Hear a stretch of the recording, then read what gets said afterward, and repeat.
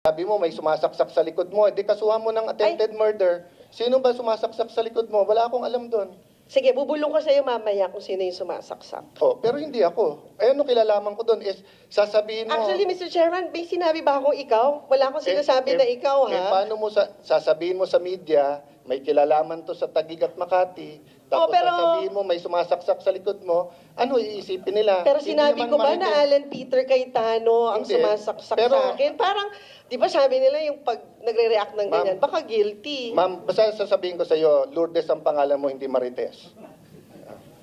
Kaya ayusin natin to, nakakahiya na. Hindi po tayo marites, Mr. Kaya nga Chairman. 23 billion, so anong gusto mong linawin dyan? Yun na nga eh. Ipasok natin sa record, anong gusto mong linawin? Tinatanong ko lang sa DPWH, based on their records, magkano ba yung amount sa kanila? Ito nga ma'am, pinapakita Kasi may ko na mga- sa iyo ma'am. Ayan, nasa mic kanila, is that 21. Is that 23